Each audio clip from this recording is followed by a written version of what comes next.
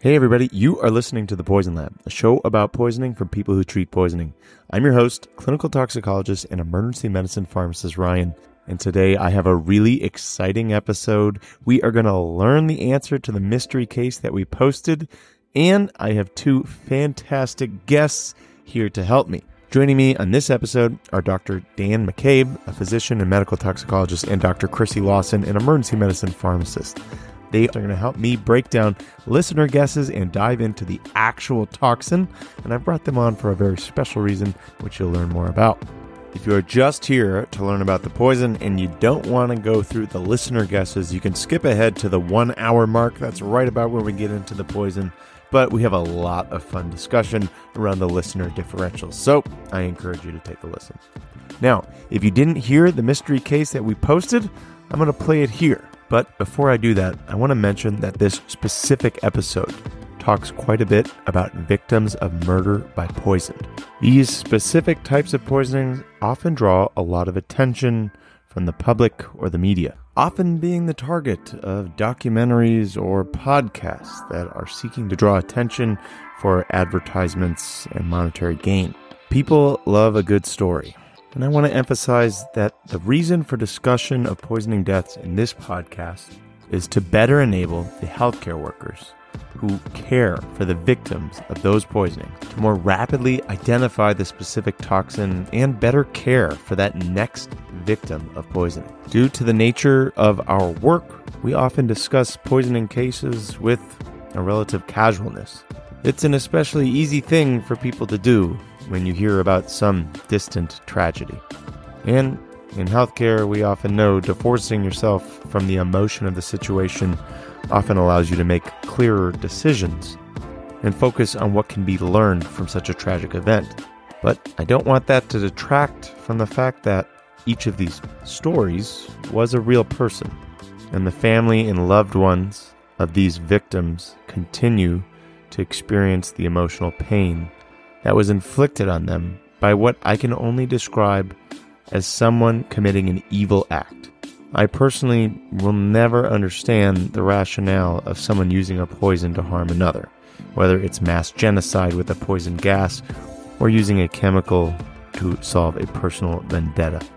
But it is my goal to be able to help those who are victims of such situations. In fact, the case discussed on this episode is a great example about how the scientific exploration of toxins and their effects on humans led to justice for one poisoning victim.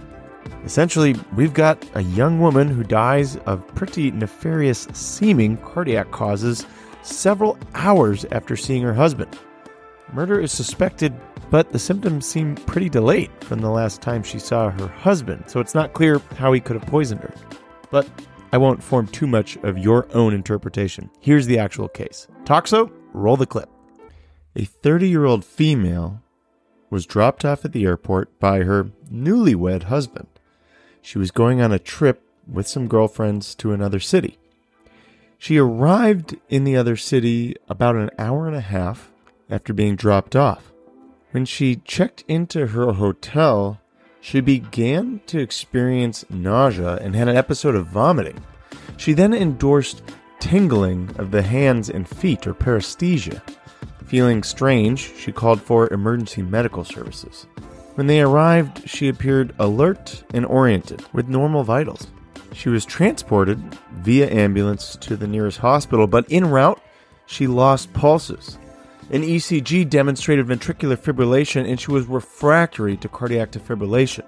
She arrived at the hospital in cardiac arrest despite repeated electrical defibrillations and resuscitation efforts. They were not able to bring her back. She was declared dead approximately 2 hours after being dropped off at the airport. The husband was alerted that his wife had died, and in the death investigation, it was noted that this was his third wife. His previous 2 wives had also died mysteriously of cardiac conditions, and he had recently taken out a very large life insurance policy on his newlywed bride. Foul play was immediately suspected, but it had been more than 90 minutes between the husband last seeing his wife and her first symptoms developing. Could there have been a toxic cause for this marital murder? I guess we're about to find out. Let's dive in.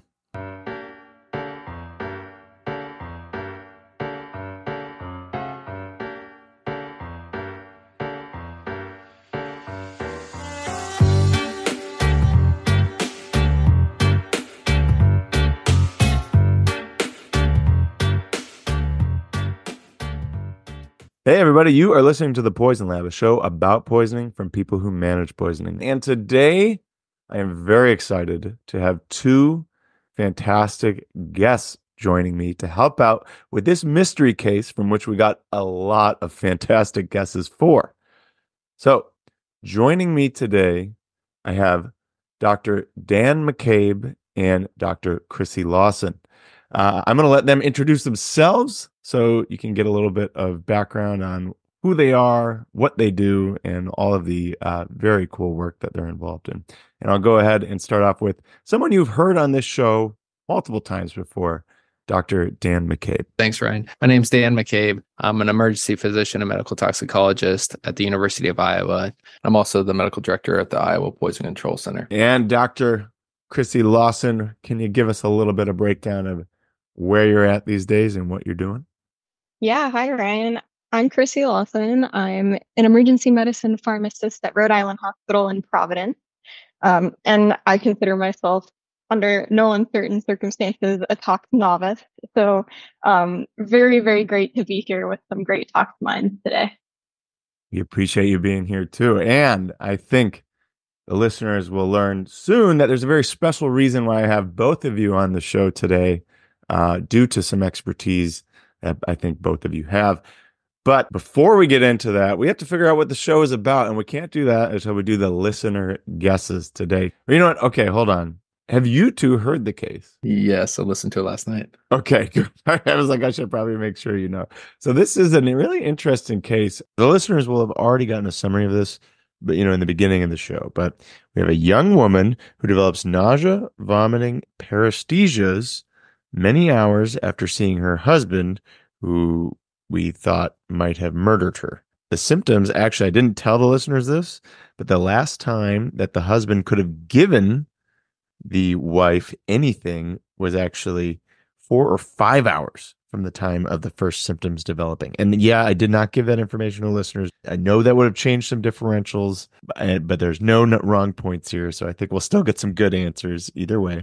But it's a really fascinating case because they thought it was murder right away, but it was very hard to figure out how she could have developed symptoms so late. I mean, 4 or 5 hours to the first onset of symptoms and then rapidly decompensating, nausea, vomiting, paresthesias, and cardiac arrhythmia that's refractory and leads to the final outcome of death. So we have more than 20 guesses. So we are going to get started right away. And I was hoping, if you two don't mind, we're just going to go around and do a round robin here and just move through the guesses that we have. Yeah. So I can kick us off, and I'm going to start off with the listener here is Madison Schwartz, who I believe is a ABAT PharmD as well. And this is a nice quick one. It's like Madison Schwartz says, was the husband using thallium? Which anytime I'm thinking about murder, thallium comes to mind. I always say the toxidrome for thallium poisoning is neuropathy, constipation, hair loss, and an angry roommate. So it tends to be one of those drugs that's used intentionally to murder. So great guess, Madison. I love it. And maybe we could jump over to, I don't know how to pronounce that last name. I'm not going to lie. Mads Vriens. And Mad says, hi, Toxo and Ryan. Greetings from the Netherlands. My guess for the episode is some kind of sodium blocker, except you would think that a sodium blocker would kick in faster, so maybe some sodium salt. I am a high school student and love your show, so keep up the good work. With kind regards. That is a fantastic guess. Great job thinking about a sodium salt and a sodium blocker, because GI symptoms, people don't recognize how dangerous ingestion of salt can be. I don't think we would see this necessarily. Usually you see, kind of seizures and cerebral effects from hypernatremia, but it is certainly a good thought, and people need to recognize that that salt can be pretty dangerous too. Also, very, very impressed that a high schooler would have that level of background and knowledge. Truly impressed. Absolutely. I think we have the next Netherlands toxicologist in the making right now. I remember one of our previous shows, a non-medical librarian correctly identified bupropion as the toxin in an overdose case. And I was like, these people are fantastic. And maybe we're just doing a really good job educating. Well, Mads, our fellowship application cycle is going to start real soon. So you send us your application. This next one's sent in from Mike. Hey, Ryan and Toxo. This is Mike, a trauma car paramedic with an EMR license from Canada. I was listening to the podcast with a paramedic colleague of mine, and we think we have a guess. He immediately suspected a neurologic toxin, possibly the mushroom death caps. He thought this because of onset and tingling in the extremities with GI irritation. I really focused on the husband and want to know more about him. If this is his third partner who passed away, is he in the medical field? A series of coincidences like this leads me to believe that someone knew what they were doing and was confident enough to think they could get away with it, maybe a doctor or a pharmacist. The symptoms only lead me to believe it was possibly a cholinergic due to the insignificant vitals, but my spidey senses aren't able to go very far with this presentation. Keep up the fantastic work. My spidey senses are tingling as well, much like our paresthesia is caused in our patient, but thoughts? Neurologic toxin, mushroom death cap. Great guess. Death caps usually cause late GI symptoms and then liver failure. Neurologic, I would think more gyromitra, maybe, which like the false morel. Cholinergic symptoms, certainly with muscarine mushrooms. It is certainly something to think about. A natural, available toxin, I think. A lot of times I feel like people will use the word death cap to describe all amanitas, but all of our toxicology colleagues would recognize that amanitas are a genus that have a lot of different things. And as you brought up, the classic Amanita phalloides is going to just be GI with liver failure. But then there's your Amanita muscaria, which is cholinergic and anticholinergic. And these are actually being found. And anyone that's kind of listening to the national news is going to recognize the diamond shrooms issue that we're having nationally. And then if we continue down that mushroom road, Gyromitra esculenta is our false morel that causes seizures and strange neurologic things. I love talking about mushrooms.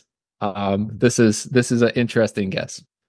I know. I got to do a mushroom episode here soon. They're just so much fun to dig into. And this was a good guess. Okay. I'll jump over to our next one. This one comes from listener Nick Husak. He says, "Hey, Ryan, this one is tough. Not a lot to go off to generate a differential. I think the things that stand out for me are 1, prodromal symptoms of paresthesias. 2, the short time frame between development of paresthesias and cardiac arrest.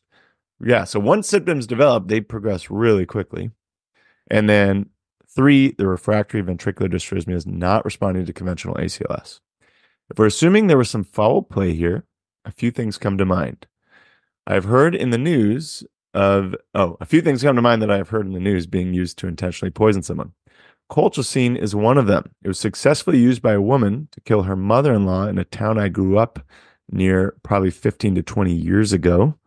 And the clinical toxicologist at the Syracuse Poison Center actually helped the police solve that murder. I believe that would be Gina Marafa, who's the current president of AACT. I think there's a great Netflix documentary about this, in fact. And I remember this was the case of someone who used a smoothie, gave a bitter smoothie to the mother-in-law. And there was this is not the guesser for any of the listeners. This is me going on a tirade. But someone gave a bitter smoothie to the mother-in-law and then tried to frame her ex-boyfriend, by planting colchicine in his car and tried to make it look like the son killed the mother. Although I think the case is closed on this. That's my understanding. Toxo here. The victim in this case was named Mary Yoder, and it was not Netflix. It was a Dateline special, as well as an infinite amount of true crime podcasts. Okay, back to our listener's guess. The clinical toxicologist at the Syracuse Poison Center actually helped the police solve that murder by recommending they run one of the last blood samples for colchicine, which is so cool. Way to be incredibly critically thinking in that case and provide some absolute value. Nick also says, I also believe there was a former poison control specialist who unfortunately was successful in poisoning his wife with colchicine more recently. That is a really sad case. I know that affects a lot of people in our community. I've actually had a lot of requests to talk about that case, and I think it's just too close to home. It was a previous Poison Center spy who's actually charged with the murder, and the victim is actually a pharmacist. It all just sounds too close to home. I feel so sorry for not only the victim, but any of the family or friends who are suffering. And I just hope there's peace and some justice in the future for those people. Hi friends, the tragic victim in this case was Dr. Betty Bowman. If you would like to honor her life and support the family, a link to her memorial donation fund is in the show notes. Nick goes on to say, we know that colchicine toxicity manifests as 3 phases, death occurring in the second phase anywhere from 18 hours to 5 to 7 days out, and her symptoms would have been more pronounced from a GI standpoint. So that's not what this is. Okay, great. Thank you, Nick, for explaining that. This is not a colchicine poisoning, which I agree. It's too quick, GI symptoms, and then I don't think you would go into cardiac arrest right away. Usually you get multi-system organ failure because colchicine inhibits your microtubules and destroys basically every organ system that replicates. So he goes on to say, herbal remedies and deadly plants are another thing that have been implicated in intentional poisonings. Where I hear paresthesias and arrhythmia, I start to think about sodium channel openers like monkshood or wolfsbane, which is notorious. I do think it is consistent with the relatively rapid onset of symptoms and development of refractory dysrhythmias. So while this is somewhat of a shot in the dark, I'm going to say Aconitum napellus, final answer. Or this could be a medical case of an unfortunate woman who has an extensive family cardiac history. Either way, it's a sad case, and I appreciate you sharing it and for the learning opportunity. Thank you, Nick Husak, PharmD, DABAT, emergency medicine pharmacist at Inova Fairfax Medical Center. Great guess, Nick, and thanks for bringing up some really interesting and topical poisonings. Anybody have thoughts here? I love the tangent. Dr. Husak is definitely a toxicologist because went on his own tangent and then wrapped it up with "that's not the answer," even though described it beautifully.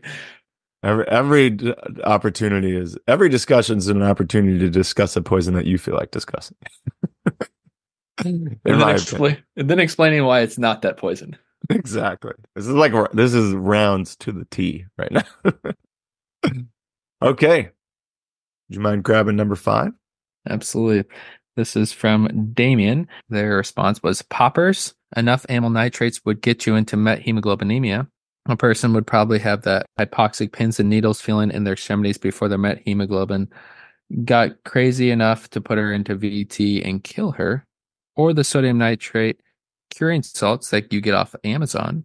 Methylene blue would potentially fix her if you figured it out quick enough and you got started quick enough. This is from Damien RN from the Kansas Poison Center. I think that is a really interesting answer. Nitrates are going to cause very quick onset methemoglobinemia. When you have a severe acute methemoglobinemia, you can have a wide variety of symptoms besides the cyanosis and the hypoxia and the cardiovascular essentially collapse. You can also, anyone that's critically ill acutely can develop a lot of neurologic symptoms as they're developing that. I think that from my cases I've managed with intentional or unintentional large doses of nitrates, tends to be extremely quick acting within minutes. So that would be kind of my pull away from this. But I completely agree with Damien that there are some things that could fit there, but I think the timing here would be off. I think it's super topical because we have seen a huge rise in people ordering sodium nitrate salt off Amazon for suicidal intention, unfortunately. So great thought. I think we'd see some blue lips, some cyanosis, but excellent guess, Damien. Appreciate you writing into the show. I also like that topic a little bit because it's rather timely with some of our Poison Center toxicologists and EMS groups partnering. I know our Minnesota colleagues have recently discussed having methylene blue in EMS, so pre-hospital for these exact types of cases. So it's rather timely to at least consider how we interact with other people outside of toxicology. Great point. I want to go off on a tangent of my own that's not academic. It's just the complaint. Methylene blue ampules are the bane of my existence. I cannot open these ampules, and I don't struggle with other ones. It's just something with the methylene blue. They are really big, like a 10 cc ampule, which is just way bigger than we normally deal with. I've never cut myself opening one, but they are a challenge, Crissy. You're not alone. It is fascinating that methylene blue has to come in a glass ampule. I was a microbiology undergrad major, and we had used methylene blue for gram stains all day, every day. That was your gram stain for gram positive. And I guess I'll just disclose this to all the listeners. So it's just our little friends. In undergrad, I remember we would actually put methylene blue in each other's drinks because it would then turn your friend's urine blue and scare everyone. Retrospect, as a toxicologist, probably not the smartest thing to do. But Dan just admitted to starting the TikTok trend of drinking methylene blue for please delete that from the podcast for detoxification. Right. Let's see. Number 6. This is sent from Tyler. Hi, Ryan. What a sad case, and it's surprising how much this happens in the world. Listening through what info we were given, these were my initial thoughts. This acute poison has a delayed onset of symptoms, about 1 to 3 hours. This poison probably is tasteless and odorless and was ingested, or at least easily concealed in a drink or food. Once symptoms start, they progress quickly to death. Normal vitals with a rapid change in cardiac rhythm. And what toxin causes GI upset, paresthesias, and is highly cardiotoxic? My search has brought me through some interesting history of famous deaths. I am not sure if I have the correct poison, but here's what I considered: digitalis, ricin, thallium, arsenic, potassium cyanide, strychnine, aconite root / monkshood. I was amazed to find so many plants that meet these symptoms. Tyler goes on to give some reasoning and rule in and out potential toxins that he just listed. So for digitalis, has all those symptoms plus others. I ruled this one out because I would expect abnormal vitals and life-threatening overdose, unlike this case where vitals were initially normal. This is not the poison. Ricin has some matching symptoms, but is more gradual. This poison takes days to kill if ingested, so this is not the poison. Thallium, GI upset usually starts immediately. It has 3 phases it progresses through, takes days to kill. This is not the poison. Arsenic causes symptoms that would be more easily recognizable, like excessive saliva, blood in the urine, skin. This is not the poison. Potassium cyanide kills too quickly within minutes, so this is not the poison. Strychnine, symptoms show up in 15 to 60 minutes. Symptoms do not match. Respiratory failure is the main cause, missing cardiac toxicity. This is not the poison. So in the final one here, monkshood / aconite root / aconitine. Sorry, I've got the dog barking down my phone. I can start over on this paragraph. No. If you don't have a dog barking in a podcast, it's not a podcast. Let's go with our monkshood gas. Also listed as names Blue Rocket and Devil's Helmet. This is obtainable in the U.S. You can plant in a garden. In ancient times, used as a poison on fierce arrows. Ancient Romans used it as a method of execution. It has a delayed onset of symptoms, anywhere from 15 minutes to a few hours. Can cause GI upset, numbness and tingling, and rapid onset of life-threatening heart rhythms. This seems to fit. And much excitement, all caps and exclamations. This is the poison. What fun this was. I am curious what the culprit is, and I'm not 100% sure of the cause. I enjoyed learning more about toxic plants. Look forward to the podcast. Thank you, Tyler, a critical care paramedic. So lots of guesses in this. I love the enthusiasm and some of the history that was provided to us through some of the, especially in this monkshood one. Yeah. Great job ruling out. I love listening to that thought process there. I like that arsenic can cause skin. That could be useful. Okay, I'll keep us moving here. I'm going to jump on to number 7, and thank you, Tyler, for writing in. Appreciate it.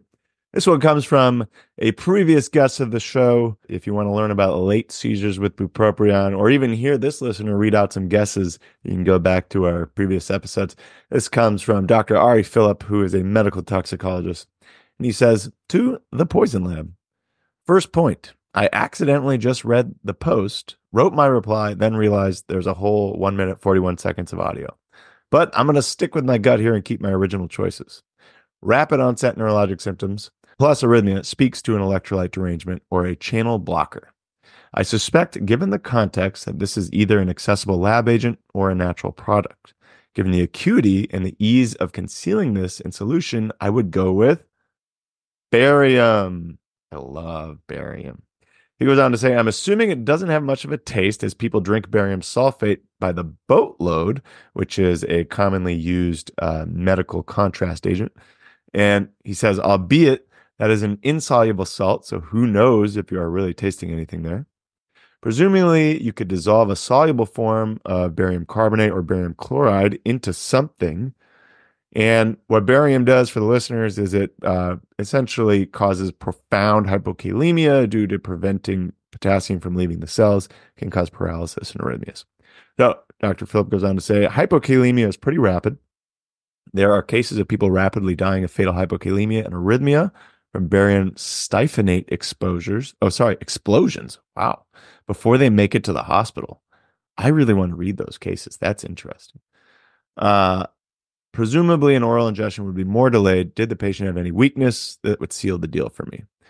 Okay. Some other guesses. Number 2, aconite. A sodium channel opener would certainly cause paresthesias and nausea. I think this is one of the few outside of the cardiac glycosides that can cause bidirectional VTAC. Not sure about VFib, but most paths lead there anyways. A ton of people got poisoned by some restaurant in Canada from this, so seemingly it is not that hard to find and put in food. I think in the Canada incidents, it was a spice. There are other sodium channel openers out there like death camas and false hellebore, but these tend to cause more delayed and mild symptoms even if you eat the whole thing. Number 3 would be you. Me? No, sorry. That's me adding things in. You, as in the plant you. Ari goes on to say, I feel like New York Poison Center is a U center of excellence, as I always see them presenting cases. They seem to end in rapid neurological symptoms and ventricular dysrhythmia. Absolutely. And if you want to hear more about you can listen to my episode with Dr. Adam Blumenberg, where we do a little bit more discussion there, or in our recent episode of Stump the Toxicologist, the reel from 2023 that we released. Dr. Phillips says, honorable mentions, cardiac glycosides. I feel like they would be more vomiting here and classically should be bidirectional VTAC, but plenty of natural products contain this, like oleander, which is very available. Fluoride, a thought, though this would probably be painful. I'd expect more motor symptoms like fasciculations, tetany, as opposed to just paresthesias. Yeah, like maybe hydrofluoric acid ingestion or a fluoride ingestion. And then cyanide, it's accessible, although not an electrolyte deranger or channel blocker. It's in the mix. I would think the symptoms would be more diffuse, like weakness, syncope, and seizure, and more rapid in minutes. Let me know. Best, Ari Phillip. P.S. Should I be worried that replying to these posts is going to get me on some sort of list? ... Excellent, guys. Fantastic differentials, and I think the listeners appreciate hearing the thought process as we walk through it. And yes, you are, in fact, on a list now. It is the list of people who might receive a Poison Lab sticker. Wow. Very exciting. Dr. McCabe, can you take us through 8 and 9? Because this is our first double guess. Absolutely. So the same person gave these 2 replies, and this is Dr. Hannah Spungen. I believe Dr. Spungen actually just finished her fellowship in Phoenix recently, and I believe she's at the UCLA at this point. And congrats, Dr. Spungen. Fantastic. Her response is aconite ? At first I was thinking hydrocarbon, but aconite seems more murdery. And then the next is, sorry to double email, but is this the case of aconite and tetrodotoxin poisoning from that guy in Japan who was testing the combo on mice in his own house before murdering his wife? That is one of my favorite papers for Weird Journal Club. Thanks for doing these. Love the show. I love the deep dive that when you get a toxicologist responding to these things, pulling out the really obscure cases that we all dive into. I remember that paper, hearing about that case of the tetrodotoxin, and now I forget what I found out when I was doing that deep dive on that specific case. Besides knowing it happened, and I forgot the details of it till now. More to come potentially. Very interesting. So someone combining maybe a sodium channel opener and a sodium channel blocker, aconite and tetrodotoxin. That one guy in Japan. I love the guess. Thank you, Dr. Spungen. I'll take this next one. This one comes from Lucas Crum, and it says arsenic question mark. We've definitely got a lot of guesses for metals. So thallium and arsenic both can at high levels cause dysrhythmia. I feel like it's a little slower. Neuropathy should definitely make you think metals. Not a bad thought. And obviously arsenic can cause some arrhythmias like the chemotherapeutic arsenic trioxide that we use. Number 11 is from Nate. Hey, Ryan, Nate, Spy here. Thank you for putting together this podcast. I really enjoy listening to it on my 30-minute commute to and from work. It's really helped me a lot as I prepare for the C-Spy exam. Oh, super cool. Thanks, Nate. Yeah. My best guess would be hydroxychloroquine or chloroquine, but that's less readily available, so sticking with hydroxychloroquine. The nausea, vomiting, and subsequent ventricular fibrillation are consistent with it. The paresthesias almost convinced me to not guess this, but I did find a case report with a patient experiencing them. I'll bet the husband gave her a smoothie with some blended up tablets just before he left her. I'm looking forward to the answer, Nate. Getting creative, blending up the tablets, putting them in a smoothie. That original colchicine case was a smoothie. The other colchicine case that was brought up was supposedly a smoothie. I think just don't ever drink a smoothie that you didn't make yourself. This is what I'm learning here. It's a good way to mask a bitter pill, it sounds like. This one comes from listener Evan Stoll. It says, greeting Ryan and Toxo. Longtime listener, first-time caller. I'd like to put in a guess for colchicine in this case. Colchicine's unique and insidious mechanism of disrupting microtubule function can cause a slew of catastrophic consequences in acute toxicity. The patient's apparent delayed onset of symptoms, initially presenting with nausea and vomiting, is characteristic of early phase toxicity. Acute colchicine poisoning may also explain the numbness and tingling the patient reported in her extremities. Peripheral neuropathies may be seen in both acute and chronic toxicity. The patient's sudden cardiac collapse following EMS arrival is also suggestive of later symptoms seen in colchicine poison patients. Thanks for putting together such a great podcast. It helped make me a better ER pharmacist and provided me hours of entertainment on my commute to work. Best, Evan Stoll, PharmD, clinical pharmacy specialist at Mercy Hospital Northwest in Arkansas. Thanks for this shout out, Evan.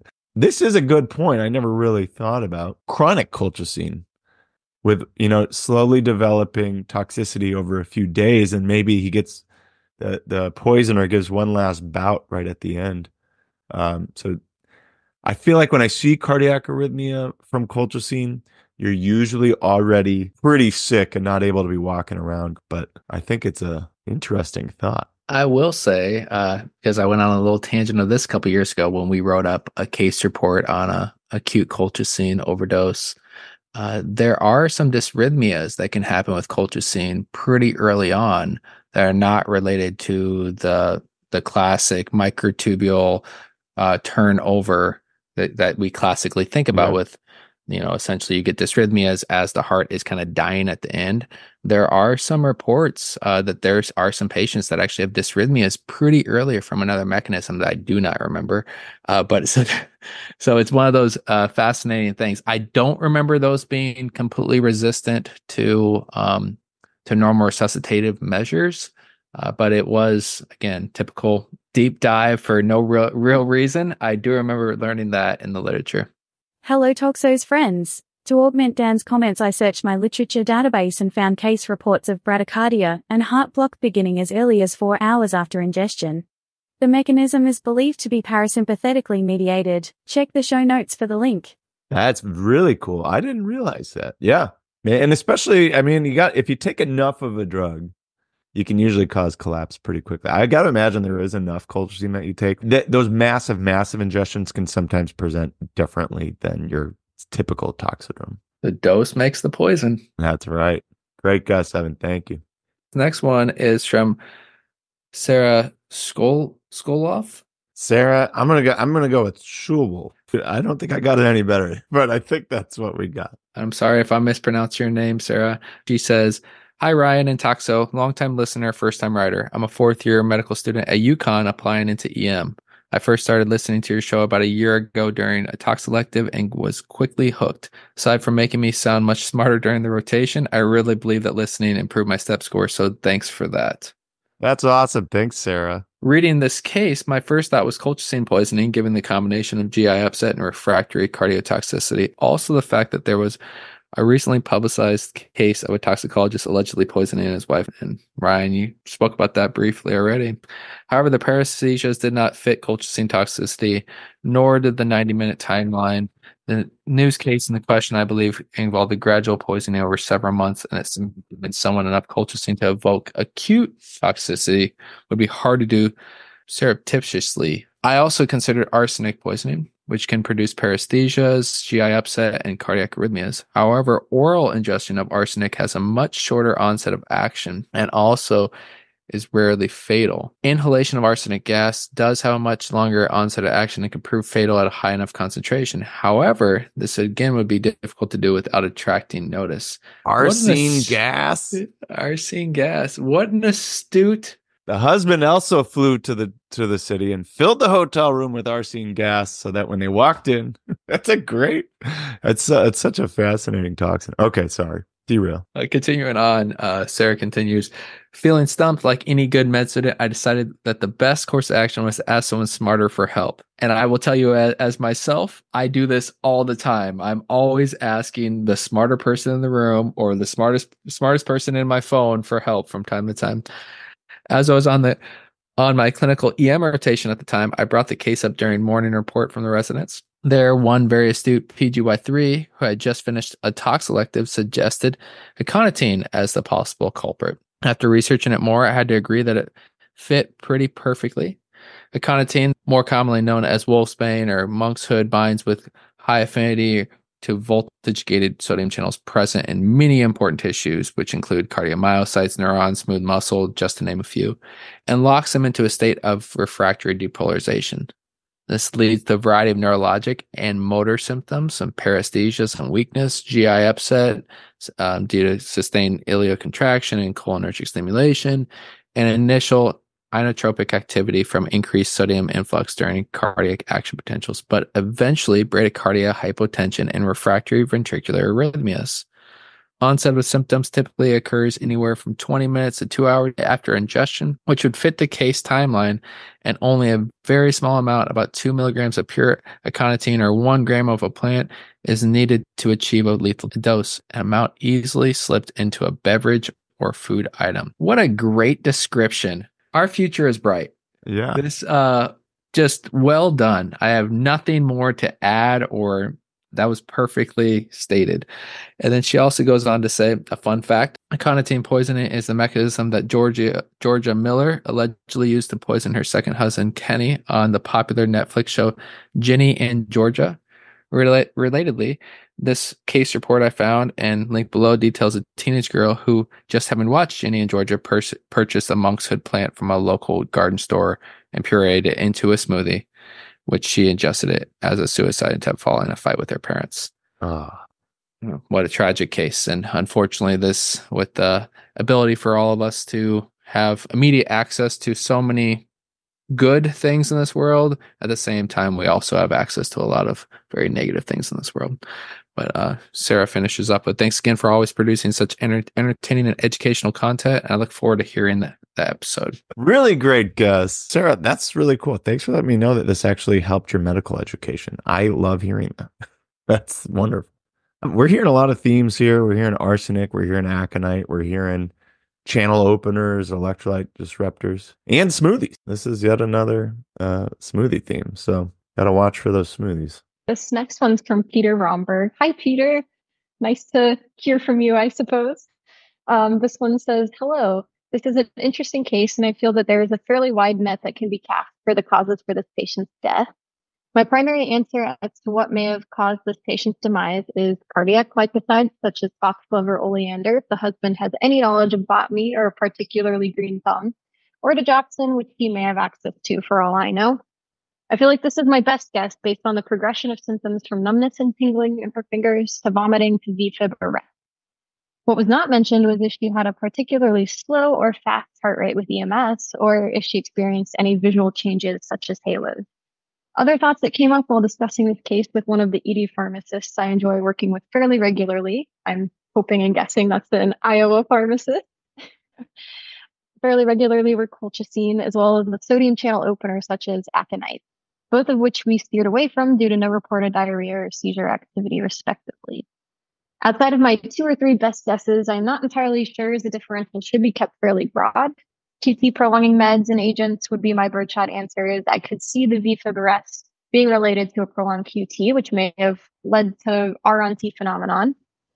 As a paramedic that works both in an academic emergency department as well as in the community working for my local ambulance service, I feel that a toxic cause as a real life scenario would be on my differential, but it would possibly be farther down my list as the patient may not know she took anything toxic or have other signs of toxic ingestion to help steer me in the direction until I would be working my way down H's and T's of ACLS. I'm very interested in hearing the answer to this case, and thank you for the great podcast as it helps me broaden myself and hopefully let me help my future patients. Sincerely, Peter Romberg, CCPNRP. I think this is an excellent point that, especially from an EMS perspective, when you're getting a patient with minimal history and no one to tell you that there's been some sort of ingestion, very easy to just go through typical ACLS and H's and T's. The history provides so much of the context that helps us clue in on it actually being a poison. So I would like to give 2 little nuggets. First, Peter is one of my favorite colleagues at the University of Iowa, and I know he worked with Crissy when she was still with us in her training. And with that, I love that Peter would identify the smartest person in his room, which is always our ED pharmacist at the University of Iowa. So whenever I'm looking for that person, I'm always trying to grab one of them. The second thing that I would like to kind of point out, and knowing Peter and knowing his practice, in these situations, if a tox thing is on your differential at all pre-hospital, consider calling the poison center, not because they're going to immediately have the answer, but in the background, they can be thinking about it and maybe come up with an answer a little quicker by the time the patient gets to the hospital, put some heads together in their room. So it's always one of those, if it's on a differential and you have a couple minutes to give some information, maybe your local poison center can help out a little bit. love that. And I love the fact that this person did not know you two were going to be guests today, and you know this person. So that's fantastic. And Peter brings up a great point. I was just on an awesome podcast called EMS 2020 with 2 paramedics, and we talked a lot about the value that maybe calling a poison center can add when you are out in the field. So it's a great thought if you do actually have time. I know you guys do a ton out there stabilizing and transporting pretty critically ill patients, but when you get that moment, keep our number in your back pocket. All right. I'll grab this next one here. This one's going to be from Ivan Liu. He says, I believe the woman was poisoned via cyanide inhalation. Another inhalational gas. I like it. This is because cyanide is fast acting and can cause nausea. I couldn't find anything on the mechanism of action which causes nausea. Ivan, I believe that mechanism is just real bad global cell death. I think it's those mitochondria throwing up. However, one cause could be because cyanide reversibly binds to iron atoms because of its high affinity for metals, especially trivalent ions such as iron, in cytochrome oxidase, which is within the mitochondria. Wow, okay, Ivan's getting to my whole spiel here. Anyways, he says, in essence, it causes hypoxia. Hypoxia, low oxygen levels in tissues, has been shown to cause nausea, which may explain your first symptom. I love it. You just connected as many dots as you could, and that was fantastic. There has to be some mechanism, right? The paresthesias could be due to cyanide causing damage to the nervous system, and the refractory VFib, a life-threatening condition, could be due to cardiac arrest. Since refractory VFib is seen in cardiac arrest, this could be due to low oxygen in her cardiac tissues due to cyanide poisoning, but I don't know. Do I get a sticker? Emoji of, I think they're prayer hands. I don't know actually how you describe that, but great thought process, Ivan. I enjoyed reading that. Definitely trying to get down to the cellular level, which is my favorite level to get to, and the molecular level. Very cool. Cyanide in this instance, inhalational, that's kind of a different thing. I would think maybe that the EMS first responders would have symptoms if this was inhalational. And then the time to onset of symptoms, would throw me off here, because if it was oral, which some people have suggested oral cyanide, obviously the dose makes the poison, but cyanide is super rapid, so that delay in symptoms wouldn't be likely. And there is, I don't know, Dan or Crissy, if you guys have seen this really unfortunate video, but there's a trial video of someone who gets convicted of arson, and they literally take a cyanide capsule in the courtroom and they start having seizures within like 7 minutes. It's pretty unfortunate. Yeah, I'm sorry. I'm still trying to picture the mitochondria throwing up right now. But yes, I've seen that video. And when we think about inhalational cyanide, the classic historic example is the horrible tragedy of genocide in Germany, which was Zyklon B was the product at that point. But those also, if we were going to learn anything from history, it's that it's a very, very quick onset poison, very, very, very rapid. Yes, Zyklon B. That could be a whole other episode. That person who invented that actually ended up winning like a Nobel Prize, which is terrifying too, for work with pesticides. It's like, what? I don't know. The world is crazy. You create a horrible genocide gas and a pesticide, Nobel Prize. I don't know. Anyways, Dr. McCabe, would you mind grabbing 17 for us? Absolutely. So 17 comes from Charles Colvin. He says, "Hi, Ryan. I'm just a clinical lab rat working in a micro department. So I could be completely off base, but my guess for the mystery case is aconite based on paresthesias and rapid onset of toxicity versus the toxin." First thing, Charles, you're not just a clinical lab rat. You are doing good work, and we absolutely need people in the lab. That's where my career started too. I love the gas differential of trying to think of a sodium channel opener versus a sodium potassium ATPase blocker. Those are things that we've kind of gone through from multiple callers today. Can you imagine working without the ability to check labs? I would be. I don't know how your guys' practice is, but at the university where I presently work, I speak to our lab directors more than almost any other group in the hospital. I am constantly picking their brains and begging them to help me problem solve. And so those people are true heroes that are not in front of the patients, but they are just as important, if not more important, than the rest of us. I think pharmacy gets like this. There's a lot of pharmacists have this, like, we're under, we're in the backgrounds, we're in the shadows. No patients know that we're helping care for them. But maybe the one profession that's actually even more important and gets even less recognition is literally lab. You guys are unbelievably valuable. The amount of things, this clinical decisions that are supported by the data that lab creates is, everybody knows when in healthcare, we couldn't do it without you guys. So thanks for writing in, Charles, and love the guest. Crissy, can you grab the next one for us? Yeah, next one's from Josh Sprader. Hi, Ryan and Toxo. Potential toxins responsible for the described symptoms: a relatively mild prodrome of nausea and vomiting, followed by paresthesias, and a rapid progression to ventricular arrhythmia and cardiac death with suspicion of foul play, are varied. Initially, cardiac glycosides like DIG or yellow oleander come to mind. These toxins can cause nausea, vomiting, paresthesia through hyperkalemia, and can cause basically any dysrhythmia. However, the absence of visual or neurologic sequelae makes cardiac glycoside poisoning less likely. Another possibility is aconitine, a sodium channel opener that can cause paresthesias and cardiac toxicity. Yet ingestions of aconitine typically present with CNS depression or seizures, which were not observed in this case. Similarly, benzonatate, a sodium channel blocker with a structure similar to local anesthetics, can cause cardiac dysrhythmias within the described time frame, but often results in mental status changes as well. Cyanogenic compounds should also be considered. While cyanide itself acts faster than described acetonitrile, which requires biotransformation via CYP2E1 to cyanide, love the pharmacokinetics here, has a delayed onset. This leads to cellular hypoxia by inhibiting cytochrome oxidase in the electron transport chain.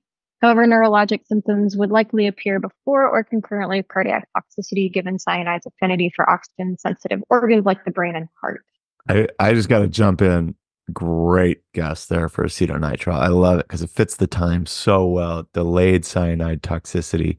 I don't know if it's an hour and a half, but the point is it would be delayed. And plus you get to talk about cytochrome enzymes. Have fun. Okay. Arsenic is a strong candidate as it can cause paresthesias and refractory dysrhythmias, possibly without rapid mental status changes. The tasteless, odorless, toxic metalloid found in older rodenticides, herbicides, and diatomaceous earth filters. Arsenic can cause GI symptoms within 30 to 60 minutes and is known to cause paresthesias, a counseling point for patients undergoing chemo. Cardiac effects include hypotension and ventricular arrhythmias due to its impact on repolarization currents, particularly by blocking the delayed rectifier channel IKS and IKR, which is associated with QTC prolongation. Given the information provided, a definitive diagnosis is challenging, but arsenic poisoning is highly probable. If foul play is suspected, I'd speculate her husband used something like, I don't even know how to say this, cacodilic acid, an arsenic-containing herbicide available online to poison the patient or patients. Thank you for presenting. Go ahead, Ryan. I was gonna say, I've never heard of that either. That's fantastic. I think that's right. I don't know. Cacodilic? I'll take it. Yeah, I'm going to be Googling later.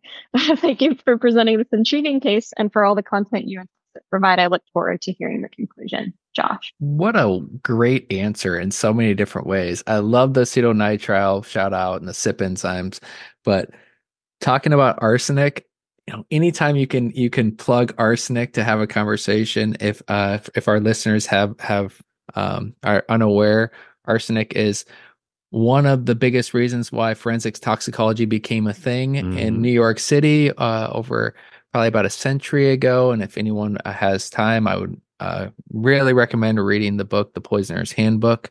And it describes that and the Ames test that we actually have to actually be able to determine that someone actually had arsenic in their system after they died on postmortem exams.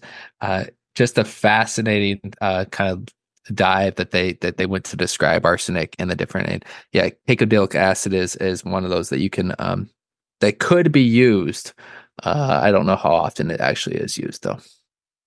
Fascinating. Yeah, arsenic used to be a lot more prevalent back when you could never test for it and people would just suddenly die. I'll second that plug for Poisoner's Handbook. That was one of the first books I read when I was getting into tox, and it was really fun learning about the different things. Okay, and I will cap us off here with our final guest. This one comes from Ellery Carpenter. It says, hello, Ryan and Toxo, and maybe a guest. All right, finally, a shout out for Dr. McCabe and Dr. Lawson. Fantastic. My name is Ellery, and I am an EMTB in Oregon. I found your podcast after you were featured on EMS 2020, and I've been listening to it nonstop ever since. Wow. Well, thanks, Ellery. I hope you take a break to listen to maybe music in between. That'd be good. I currently work in a mental health crisis intervention setting, both in high schools and on the streets. Well, thank you, Ellery. That's a very tough job, and someone absolutely needs to do it. She says it includes navigating overdoses, intentional or otherwise. It feels important to learn more about toxicology and pharmacokinetics so I can more readily identify serious illnesses and provide education on harm reduction for our clients. Your show has already taught me so much, and I really appreciate your passion for community education. My guess for this episode's mystery poisoning is aconite. Given the progression of symptoms from GI upset to paresthesia to refractory VFib with an onset of less than 2 hours, it seems like the substance would have to be both cardio and neurotoxic, able to acutely produce these effects and have a relatively unnoticeable method of exposure. Based on what I could find, aconite seems to check all these boxes. It acts on voltage-gated sodium channels, which affect excitable cells like nerves, muscles, and myocytes. And it also appears to require a relatively small dose to be rapidly fatal, making it easy to use as a covert one-time poison. Digitalis poisoning was also high up on my list because it can follow a similar symptom progression and also cause all sorts of arrhythmias, and it seems easier to access in the form of medication. But per your episode with Dr. Frank Polachek, it has a much slower distribution time to the heart, so it doesn't seem to fit the narrow time frame of this case. Thallium came to mind as well due to peripheral paresthesia. Great call out there, Ellery, but it doesn't fit the time frame or account for the cardiac component. Looking forward to hearing this episode, Ellery. Great guess. I'm going to put you as an EMT advanced in toxicology, Ellery. That was fantastic. Okay, that takes us through all of our guesses, and I think it's time that we reveal the toxin to our guests as well. So This is the first time we did a multi-toxin guess. It turns out not everyone takes just one poison, as we know. So this person actually developed symptoms for the first time. It had to have been about 4 or 5 hours after the husband was able to give her the poison. So it was a pretty significantly delayed onset. And that really threw a lot of people off when they were trying to identify what the poison was in the real medical legal investigation that was going on. So does anybody have, I don't know, do we want to throw anything out there into the milieu? You know, the listeners gave the vast majority of anything I could think of. Now that you're bringing up multi possibilities, then things kind of get even more interesting. But in my mind, I'm thinking, how did someone actually just change a delivery system? So how did they give someone and essentially turn it into like a Delsum bead where, you know, you have delayed delivery or like a controlled release poison? Yeah. But I don't have anything else intelligent to add to what the colors already have said. The only things I can think of are, slowing the gut, or maybe someone took activated charcoal with their ingestion. Yeah, delayed their peak. Hey, that's a great thought. This would be something I would never guess. This lands in the realm of self-poisoning treaters, where sometimes people co-ingest substances that act in opposite to each other, and it can lead to delayed effects where one poison. Here's a great example. Someone ingests bupropion and an alpha-2 agonist. So you get the sympathetic stimulation from bupropion, but the alpha-2 agonist blocks it. And while the alpha-2 agonist is present, the bupropion isn't really doing much. And when the alpha-2 agonist goes away, you get this delayed effect. Well, this was a poisoning with aconite, but it was also a poisoning with, and I cannot believe one of our guessers got this, tetrodotoxin as well. So this was a real case. And first off, absolutely tragic. And this person, the husband, actually seems like murdered 3 of his wives this way. It was in Okinawa, Japan. And for people who want to read about it, there are about 6 case reports published about the medical legal investigation, but it's, I believe, called Fatal Aconite Poisoning in Okinawa. I'm going to obviously have a link to it in the show notes, and I might have messed up that title. I'll just check the show notes. Toxo here. Unlike Ryan, I have no faith in your ability to check the show notes. The actual name of the case report is tetrodotoxin-mediated delay in aconitine toxicity, a murder in Okinawa. But the husband saw him at 9 a.m. She didn't develop symptoms until about 1:30. They were confused. The medical legal investigation was confused because that didn't make any sense. They kind of eventually suspected aconite, but that was way too long of time to first symptom development. Until they went to the husband's house and found hundreds of pufferfish in his garage, as well as numerous aconite-containing plants. And it turns out, as Dr. Spungen pointed out, he had been extracting tetrodotoxin, which is a sodium channel blocker, fugu, from the pufferfish, and extracting aconite from the aconite plants, which aconite is a sodium channel opener, and he had been injecting mice with it to see if he could delay the effects of the toxicity and effectively skirt suspicion because it was too long from the time of death from when he last saw them. He did so successfully, but eventually the medical legal team, realizing that this guy had all this pufferfish and aconite, they did the same thing to mice to prove that they could delay the toxicity in order to cement in the cause of death as. So for science, this guy did it for murder, and then they did it again for science. Unfortunately, a lot of mice died. R.I.P. But kind of a wild case, in my opinion. When I read this, I was just like, what are people doing? I do remember reading that paper, but it's been so long, and I didn't know the specifics about all the different plants and fish that he had in his house. That is fascinating.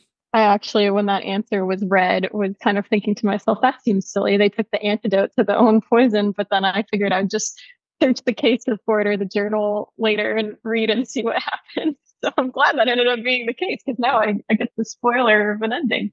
Yeah, that was okay. So I think that was wild. And I actually think, so for the listeners, today we're talking about aconite.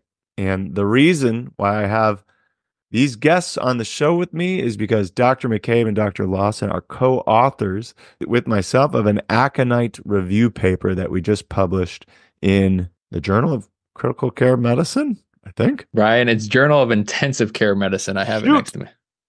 Don't tell the editors that. They're not going to listen to this episode. We had a lot of fun writing that paper. I think it is actually a super valuable high-yield review of aconite if anybody wants to check it out. And we have all gone on some deep dives into aconite, and we wanted to share some information about aconite today with the listener. There's some really interesting things that we could probably talk about here, such as the fact that everyone believes aconite's a sodium channel opener, but not always. And sometimes if you combine the effects of openers and blockers, you might have, well, some differing time course of toxicity. But that's stuff that we're going to get into here. Before we go on, we have to choose our listener winner. And I am going to go ahead and say there was a lot of really good guesses, but only one person got it right. So I think I have to, I'm like obliged to give it to the person who got it right. Dr. Spungen, you are the winner today. And what a great way to cap off the finishing of fellowship. Winning a Poison Lab sticker. This is really going to go up there next to your various incredible achievements. So thank you everyone for listening in. All the differentials were fantastic. And I really appreciated hearing how much you enjoyed the show for your educational purposes and getting to hear your thought process. That's really fun. So listeners, we're going to dive into talking about aconite. So we're going to talk about what it is, where you find it, how you get exposed to it, how it hurts you, what it looks like when it hurts you, and if we can treat it. Dr. McCabe, did you want to start off? Give us a brief primer on what this substance is. I believe you've encountered it once or twice in your time. Yes, as I a have. toxicologist as well. The reason why I had any interest in this is I actually had a patient that unfortunately had a self-harm attempt. I took care of this patient a couple times for various reasons, and a patient I became pretty close with, and I ended up publishing him for a case report. And then from that, as most toxicologists that do a case report on any interesting subject, you go down rabbit holes and you realize, I don't know as much about that as what I thought I did. And then you start looking through your classic textbooks and you realize that even though they're well done, high quality things, they're relatively incomplete when you get into the weeds of things. So I guess the first thing is just kind of some nomenclature. The Aconitum genus plants actually includes over 350 species of plants, normally in the northern hemisphere, and that could be in North America, Asia, Europe. Yeah, you look at case reports of like accidental foraging exposure, you could see them in Europe and Asia.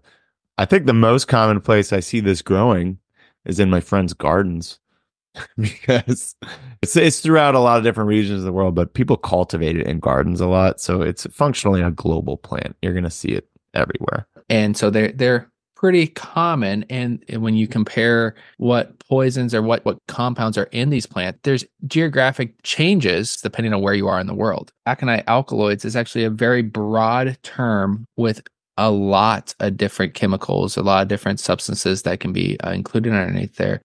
So that means that your monk's hood in the United States might have a very different poison than your monk's hood in Russia or over in China, which is actually what I found very fascinating with the patient that I took care of. He had ordered some product that was labeled monk's hood from another country, imported it in. It wasn't the plant, it was just the material. And then when we did some really advanced testing, we ended up finding that it was a different type of alkaloid that I'd never heard of before that actually works very different than the ones I knew about. So it was just kind of a fascinating deep dive. But I'm going to talk just a little bit about the history here because I think aconite containing plants are very deeply entrenched in the human history. Less so now, right? We're kind of in a bust of aconite use, but we were in a boon for many thousands of years. So historically, aconite was used as a hunting poison. In fact, acon means dart.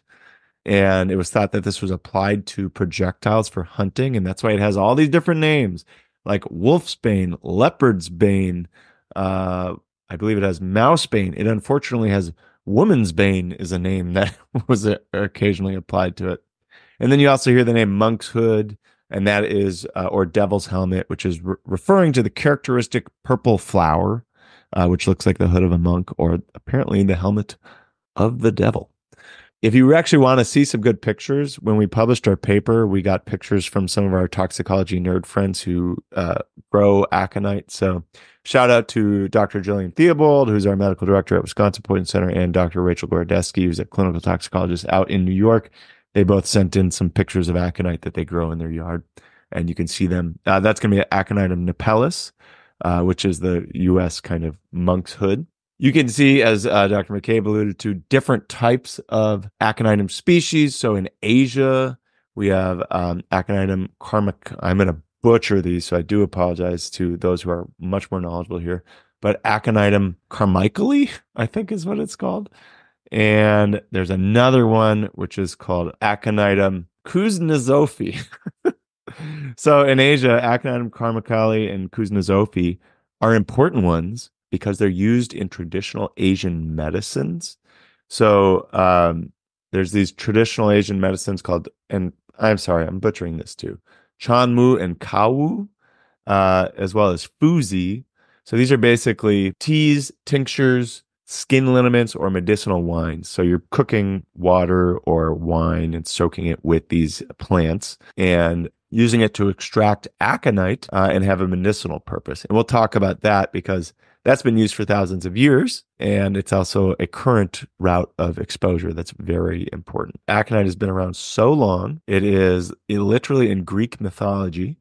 So the hill of Aconitum, where Hercules fought Cerberus, Hercules was thought to have dragged Cerberus across the ground, and Cerberus drooled upon a flower, and that is how the flower got its toxicity. And then, because it's tox and there's a lot of overlap, we got to talk about aconite was used as an antidote back in the days of Pliny the Elder. So this is a straight up reading from Historia Naturale, or Natural History, from Pliny the Elder. And he says, regarding to aconite and its use for scorpion stings. And yet, noxious as it is, the ancients have shown us how to employ aconite for the benefit of mankind. They have taught us that as a result of their experience, that when taken as a mulled wine, it neutralizes the venom of scorpion. Indeed, such is the nature of this deadly plant that it kills man unless it can find in man something else to kill. And by the contact of aconite, the scorpion is struck with torpor. It is quite benumbed and assumes a pallid hue, and so confesses itself vanquished. This is Pliny the Elder talking about using aconite wine to treat scorpion stings. And I think, I don't know about you guys, I mean, scorpions have a lot of venoms. I think it's like sphingomyelinase B does a lot of weird things, opens sodium and potassium channels. It sounds like they're treating an opener with an opener, or maybe maybe scorpions have sodium channel blockade. I truly do not remember. But I think what it's really doing is causing some numbness so they don't feel the pain from the scorpion sting. You know, in modern day, when you look through the medical literature, modern day, there's some research. Most of it's coming out of Asia to actually look at our aconite alkaloids to look for nociceptive properties. So for pain relief, the data is still out, and most of it's really extremely preclinical, but maybe this is what Pliny the Elder was getting at, was just a couple thousand years before his time. The first treatment for neuropathic pain. And it was used in a lot of traditional Asian medicines for nerve pain. Kind of makes sense. I think it causes paresthesia. Maybe it'll numb your pain a little bit, kind of like lidocaine. Very interesting. Okay, so Pliny the Elder, Hercules knew about it, Pliny the Elder knew about it. And here's, I think, what's really interesting. So it was used so commonly in Rome, it was called the mother-in-law poison, and Rome banned this from domestic cultivation in 117 AD because it was used so commonly to murder your family members you don't like. I don't know. So it was a well-known poison and utilized quite frequently. Romeo and Juliet, this is the classic poison from that. And there was a few other historical uses. Dr. Dr. McCabe, I know you wanted to bring these up in our original draft. Unfortunately, those critical care nerds, they didn't think it was important enough to know all the historical uses of aconite. They made us revise it. But did you want to bring up any other uses where this comes up with history? Yeah, we were the victims of that pesky reviewer number 2 that didn't want to hear about other places aconite has been implicated in modern times, and essentially in multiple books, Sherlock Holmes, and then multiple Agatha Christie books, at least 3 that we're aware of, where she used this as the poisoning. So it's still, even in modern times, this is a poison that can be used in various media for all of our pleasure to read from. That's right. I think when I was writing this, I just didn't realize how much history it had. It is called like the first poison, so it does make sense. Okay, given all that background, I'm going to lay the field here for us for where people tend to get exposed, and people feel free to chime in. But as part of this paper, we did a deep dive on, I made basically a giant table of every case report of overdose, and they fall into one of 4 categories. The first and by far the most common way that people actually get exposed to aconite toxicity. And to clarify, we're talking about aconite toxicity. It's any plant in the Aconitum genus that's causing toxicity from its aconite alkaloids within it. We'll talk about what those actually are in a little bit. But the most common form of toxicity is from use of traditional herbal medicines, such as the Kawu, Chanu, and Fuzi that I already brought up. This is really common in Asia. In fact, there is a researcher named Thomas Chan who has published literally, I don't know, it's got to be in the 30s of case reports of exposure or outbreaks of poisoning from people using these traditional herbal medicines in Asia. He's probably got to be one of the most foremost experts in aconite based off the amount that he's written here. So definitely check out some of his work. We cited a lot within our paper, but he talks about the, essentially when you're boiling aconite in water or wine or making a skin liniment, it's pretty easy to mess up the concentration in your solution, or it's pretty easy to take too much of it. So you wind up with people getting paresthesias and arrhythmias from taking traditional herbal medicines. And unfortunately, while this is really prominent in Asia, it's also been reported in Australia, in US, in the UK, because there are many different herbal shops that open up in these places and sell these types of traditional herbal medicines. So it's a worldwide phenomenon. So if you have someone who shows up to the emergency department saying, hey, my feet are numb, and you appear to be in like Gemini, and they're saying I'm using a traditional herbal medicine, I don't care where you are, that should make you think maybe this is aconite. The other common way people get exposed to this would be foraging mistakes. So as we said, it grows in mountainous areas. There are case reports in Europe and Asia. I didn't find a ton in America, but of it being mistaken for mountain chicory, which has a really beautiful purple flower if you Google that, so you can see how it would get mistaken. Elderberry, which is a purple berry. So somehow it got mistaken for elderberry. And then before it flowers, it's sometimes mistaken for mountain asparagus or celery. And it just kind of looks like a stalk. So a couple of case reports there. The other way, and this is kind of the famous, or this is probably why people know about aconite right now, is contamination in food. So in 2022, there was a Chinese food restaurant in Canada that utilized a spice called Mr. Right brand Chiamphoria galanga powder. I have no idea if I said that right. But it turns out that powder was contaminated with aconite alkaloids. And 12 people, I believe, ended up being hospitalized from aconite poisoning in like a matter of hours. A few of them had some arrhythmias, unfortunately. So even though it's relatively rare now, it could still make its way into the food supply, cause some pretty big outbreaks. So it's definitely something to know of. And then the last ways you might get exposed, well, this one is unfortunately pretty common, as Dr. McCabe brought up, with access to many good things in the world due to our global distribution markets we have now, you also get access to bad things like information on how to hurt yourself with aconite. So suicidal ingestion is relatively commonly reported. You can literally buy this online and grow it in your garden, or you can just buy powdered aconite on the internet. So people certainly try to do that, and that can certainly be a scary case. I don't know if either of you heard about this. There's a potentially accidental exposure from gardening. There was a gardener named Nathan Greenway who collapsed. I think this was in the UK, and they didn't find any cause, but it was suspected to be aconite toxicity. I don't know if either of you ran across this or not. Yeah, I remember reading about this when we were writing the paper, and I didn't know what to make of it. Yeah. I would like to know which species was in this garden, how many, and I was actually thinking about this when we were writing this up about this exact case. I could get there.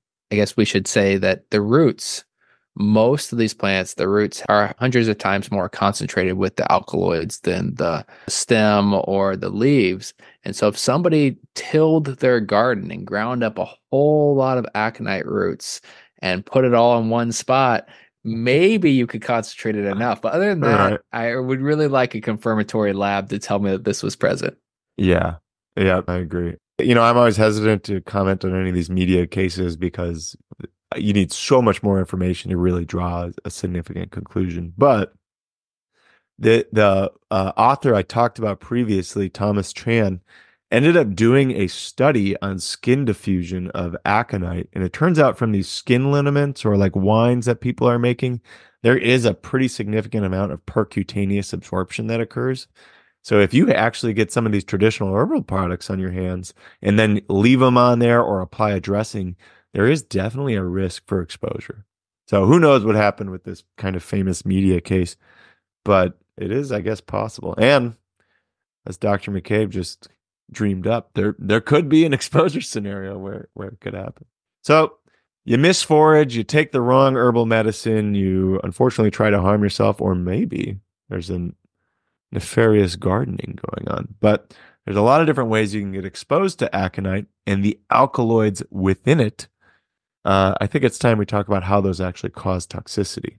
That means it's me. So I apologize in advance. The mechanism of toxicity is really nuanced and complicated, but let's kind of go through it a little bit. So when you think about aconite alkaloids, people will describe them as being a diterpenoid. And a diterpenoids, essentially, if you boil it down, they are large organic rings that have various structures and side chains. And there are numerous diterpenoid ester compounds found within the aconitine genus that can impart a lot of different toxic effects. And these compounds are often classified by the number of carbon atoms. And so we went through this in our paper, but essentially how many carbons do they have, either 18, 19, or 20?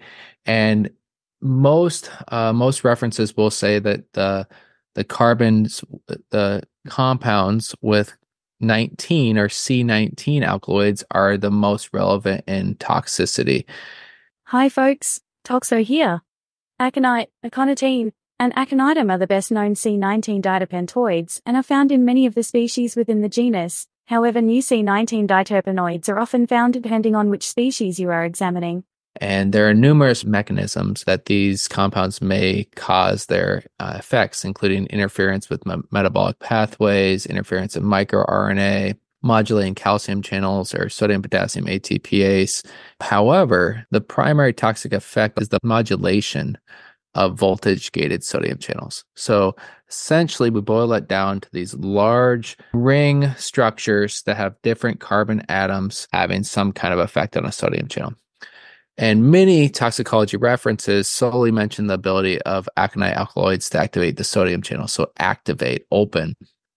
However, aconite alkaloids are a diverse class of compounds, and the mechanisms are actually highly variable. So the C19 compounds, so aconite, aconitine, aconitum, are classically discussed as the most relevant toxins and work by preventing the sodium channel inactivation. Call those sodium channel openers. And this increases the sodium ion permeability of nerve cells and myocardial cells. But Interestingly, there are other compounds, such as one that's called lapiconitine that has 18 carbons. And this is actually an exact opposite. So it actually acts as a sodium channel blocker rather than a sodium channel opener. It is found in the sacred tower giant Chinese monk's hood. It's native to China, northern China. Fortunately, despite the contrasting mechanism of action among some of these alkaloids, the clinical manifestations are very similar between them. So by preventing sodium channel inactivation, cells have increased ion permeability and conduction initially, but the cells eventually become refractory to further impulses.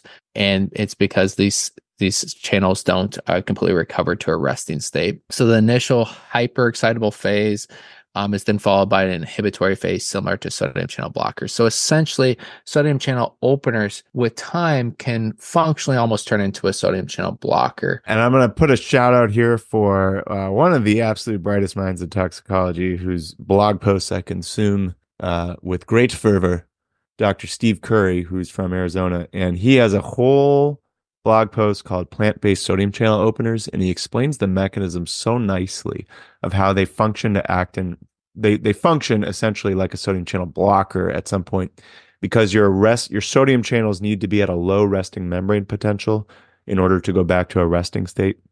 So if you keep them open, you keep sodium ions in the cell, you're positive they won't go back to resting, and thus you can't accept any more depolarizations. So you're just like a sodium channel blocker. This is also the mechanism by which hyperkalemia can cause wide QRSs, because it actually inactivates sodium channels to keeping the resting membrane potential to positive. So I highly recommend, if all of this was kind of confusing, which it very well may be because sodium channels are wild, check out that blog post and chew on it for a little while. It's a great time. One notable contrast sodium channel openers can have compared to sodium channel blockers is that sodium channel openers may be more arrhythmogenic, so essentially can cause more arrhythmias. And this can also lead to maybe more early and delayed after depolarizations. The jury's still out on that, but that's kind of proposed mechanism. Fantastic summary. This is big news for everyone. It's not always a sodium channel opener. Sometimes it's a blocker, like lapiconitine in the giant tower sacred monk's hood.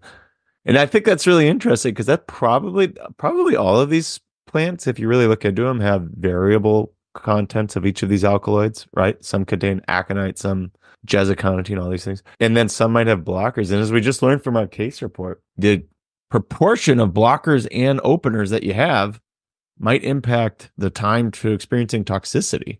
So it might be, or if you're mixing multiple plants together here, you might have some interesting changes in the toxicity you're seeing. Not that we'd ever see enough cases to clinically identify a syndrome, I think, but it's just a fun thing to think about. Okay, we know how you get exposed to it, what it is, how it works. I want to talk a little bit about what it looks like in terms of clinical effect. It's rapid, unless we talk about the case that we presented today. But it's very quick. With typical presentation within 15 to 30 minutes post-ingestion.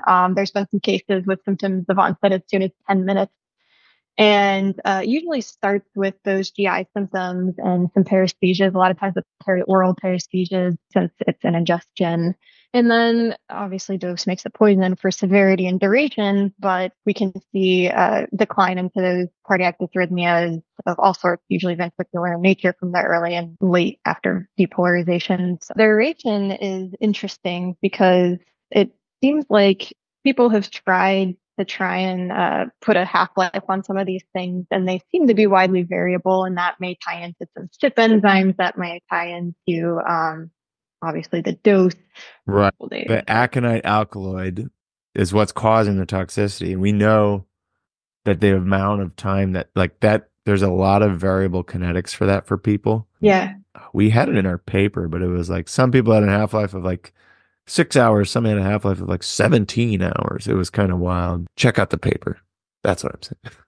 As far as other clinical effects, I'm happy to hear from those who have actually seen one bedside. I've only seen the same patient twice bedside. But I will say that it was interestingly enough, besides this patient kind of told us what he did, but we had to have confirmed, all the usual standard stuff. But the interesting part about his exam, this patient had myokymia. So essentially, that's a involuntary contractions of local muscle groups, and he essentially had migrating myochymia. He had it on his upper arms, and then I went back to see him 30 minutes later, and it was on his thighs, and it was absolutely migrated to different areas, and treated it with benzos, supportive care, like all good toxicologists do. But the reality was that was very, very, very interesting to tell me that this poison, this substance that he got into, was not the standard stuff that we see all day long. There was just something different. He also had white complex dysrhythmias, but I found that fascinating. Migratory myochemia. That is really interesting. Yeah, I think when I think about this, I think about it a little bit like benzonatate. It's fast on and sort of fast off. The arrhythmias are usually, they don't last more than a day typically. But yeah, I think we talked about a case series in the paper. You can have brief seizures. They're usually self-limited. Arrhythmias could sometimes be persistent. 13 aconite-induced arrhythmias. In one case, took as long as 16 hours to cessate, but it's usually not like a multi-day thing. So kind of quick-ish off within a day or so. But let's talk about what we can do to actually manage these. So you get nausea, paresthesia, vomiting. Not that much to do about that. Seizures, you can treat with benzos. Okay. But what about life-threatening arrhythmia? And that is really where a lot of people, I think the buck stops, right? That's the most important thing we want to treat. And when you think arrhythmia, you think antiarrhythmic. Is there a good standard here? Yeah. Actually, the first thing I think of when I think arrhythmia is shock. Give me shock it. These cases tend to be very refractory to that, and I think it's because that sounds strange to me. But when you shock, you're trying to recruit some of your inactive sodium channels, and these sodium channels in the more traditional economy alkaloids are held in the open position. So there's not really an active channel to recruit to try and break you of the rhythm. So in some ways that makes sense. So then what do we do with our antidysrhythmic? And as the late and absolutely amazing Ed Bote always used to say, the plural of anecdote is anecdote, not data. And unfortunately, we have just a bunch of case theories rather than studies, which is typical of our rare toxins, but that means we're going based off case reports. So there's no tried and true perfect antidysrhythmic to use, but there's some nuances with the sodium channel interactions that I think are kind of interesting and just are rooted in biologic plausibility and maybe a few rat studies. The first being what we have been alluding to is that in basic biochemistry, there's three states of the sodium channel. There's open or active. There's inactive, which is still open, just not active. And then there's closed.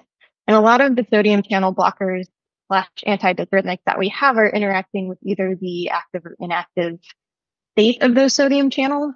And since most or many of our conitine alkaloids are sodium channel openers, it stands to reason that we want something that might preferentially bind the open state of the sodium channel for effect. And that's going to be our 1C class of antidysrhythmics, namely flecainide, which has a few cases of success and also in rat models has shown success in preventing mortality with exposure to aconitine alkaloids. So that's an interesting thought. But when I think about these patients, I always wonder, like, we have oral flecainide. Are we going to be able to give one of these patients in a persistent dysrhythmia an oral pill? Even if through a G tube, is it going to stay down or be absorbed? So while great in theory, I'm not sure that it's actually a feasible treatment. But nonetheless, that's one of our better described ones from a biologic plausibility standpoint. And then we have amiodarone, which seems to work, at least in our handful of case series, about 50% of the time. So whether that's because of some of the actions throughout different types of antidysrhythmic channel or mechanisms like potassium channel blockade, beta blockade, etc., I'm not sure. But amiodarone also blocks the inactive form of the sodium channel. So again, if your conitine alkaloids are holding it in the open state, you're going to get less effect from that sodium channel blockade from amio. And lidocaine is extremely disappointing. It was used some of the most in these case series and had very, very minimal impact. And again, it binds the inactive channel. So when you think about theoretically, maybe that makes a little bit more sense. So either way, when we're going through our general ACLS, the shockable rhythms, we're shocking, we're giving amio or lidocaine or some mixture of the two when one or the other fails. And those might not even be our best options from an underlying mechanistic standpoint, which poses a challenge. So much to think about mechanistically. Fantastic summary. Thank you for that. I love this paper done by the UK Poisons Group. Dr. James Colson, it looks like, is one of the lead authors, where they basically just took every aconite exposure and then looked at the arrhythmia outcomes for them. And it was like 5 of 30 responded to cardioversion, like you said. So that's a really low rate. And then it's like, oh, 5 of 6 patients who got flecainide got better. 3 of 3 patients who got mexiletine. 2 of 2 patients who got procainamide got better. So we're looking at a total of like 12 patients to base our therapies off of. And the rest, as you said, are rat studies and theory. But interestingly, in this study, only 11 of the 20 patients who got amiodarone got better. So it did appear to have slightly lower percentage. Really, really interesting. What's your experience been, Dr. McCabe? These are just fascinating. We have gone through these papers, and it seems like Dr. Lawson just brought up, it seems like maybe flecainide might have the best clinical data, but still very minimal.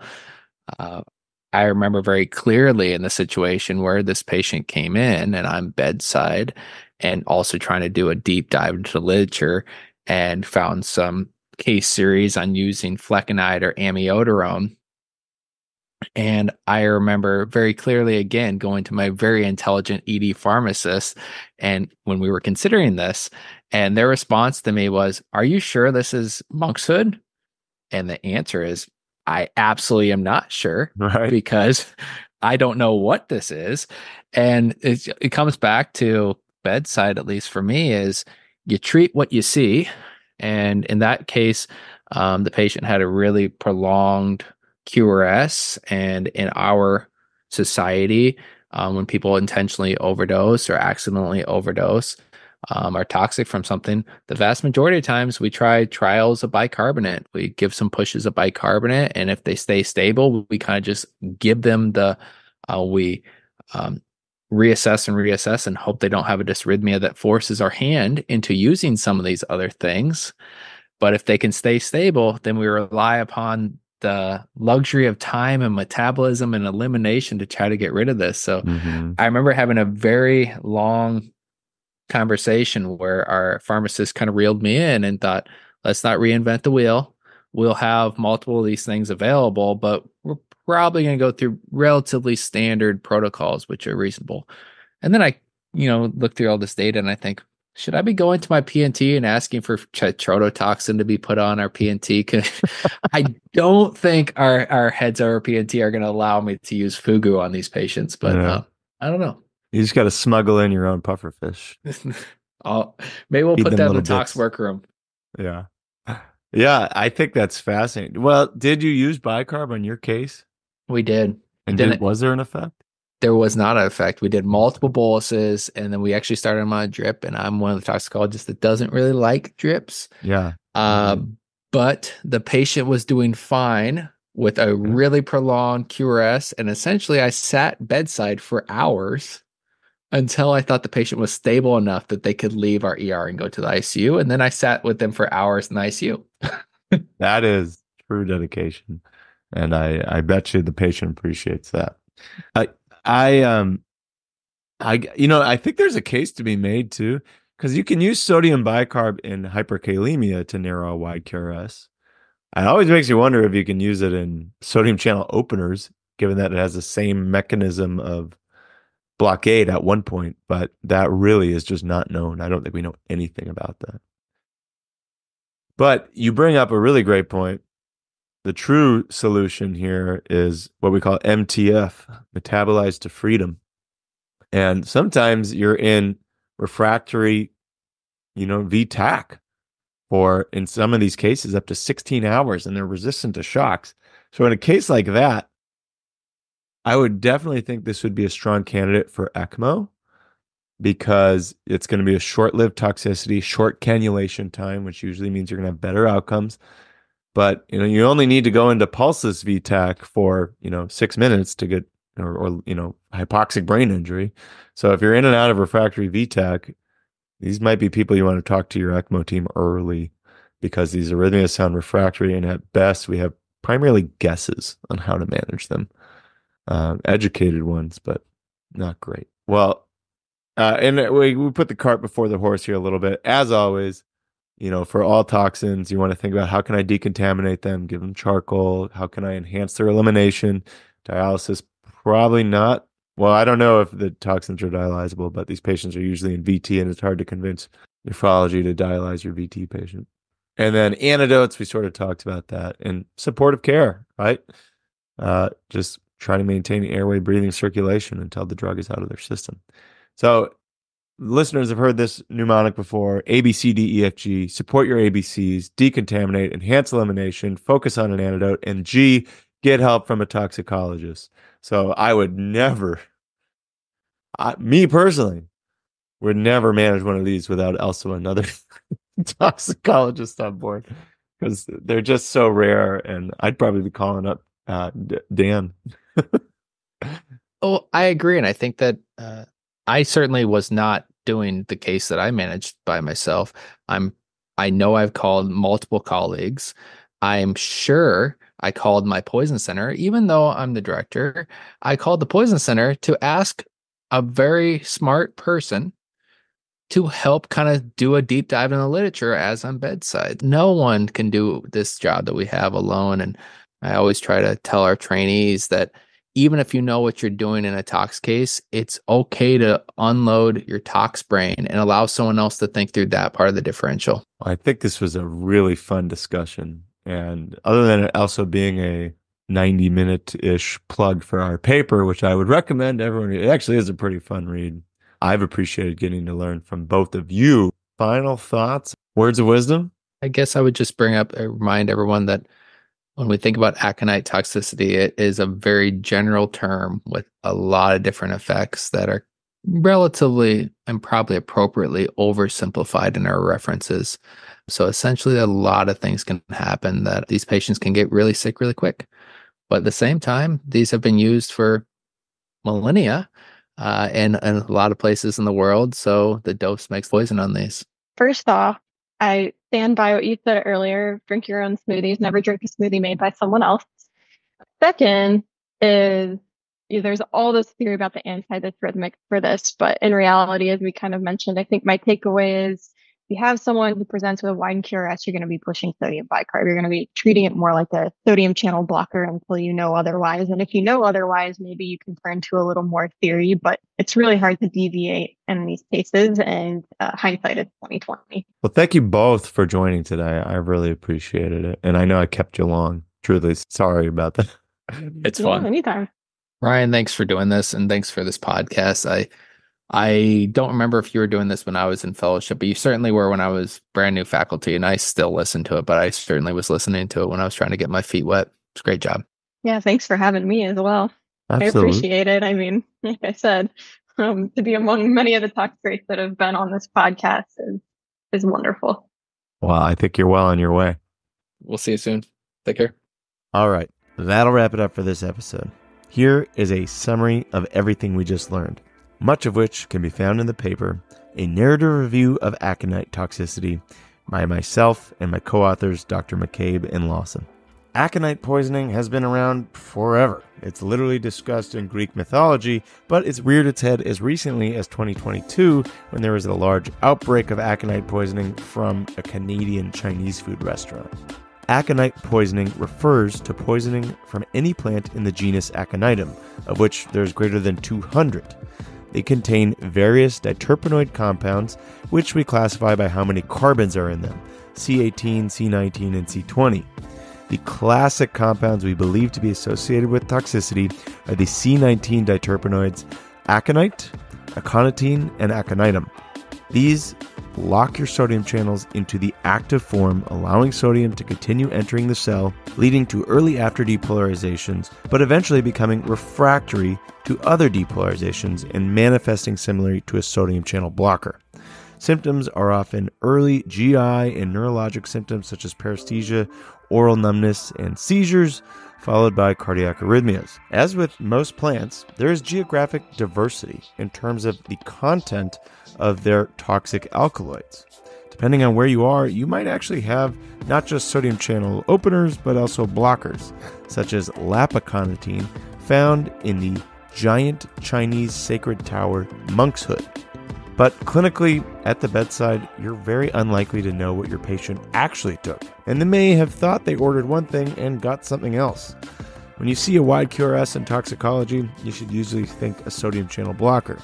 These arrhythmias might be refractory to standard treatments like electrocution or even some antiarrhythmics, but there is absolutely no standard of care as to what the best treatment is. Your best plan is probably to get some experts together by calling a poison center or getting a toxicology consult to do an evaluation of what the best literature shows for managing your patient.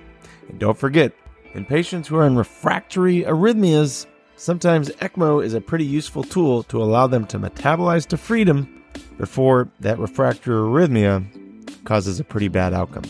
Thank you so much to my guests and to the listeners for sending in your deferentials. You make this Talks community so much fun to participate in and learn from. If you like what you're listening to or you find it useful, please leave us a review wherever you're listening to podcasts. You can always follow the show on any social media. On Instagram, we are Tox_Talk. On Facebook, The Poison Lab. And on Twitter, we are at Lab_Poison. You can follow myself at McCabe PharmD there as well.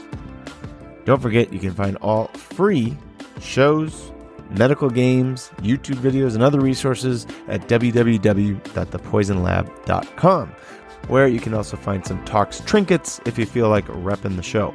And if you have questions, comments, or concerns, and you don't want to leave them as a comment in a review, feel free to email the show, www.toxtalk1@gmail.com. I love getting listener mail to hear what you like, what you didn't like, or any random Tox music you feel like sharing. I may not be very good at responding to everything, but I promise you I do read it. All right, that'll do it for today. Thanks for listening, and I hope we can catch you next time. Hey Toxo, can you play us out? The information on this show is for educational purposes only and should not be interpreted as medical advice or treatment recommendations. Contact your doctor for health questions or call your local poison center at 1-800-222-1222. The opinions expressed on this show do not represent those of our employers. This show is poorly written and shoddily produced by Ryan Feldman. Don't forget to give it a share with your nerdy friends. Cheerio, mates. See you next time.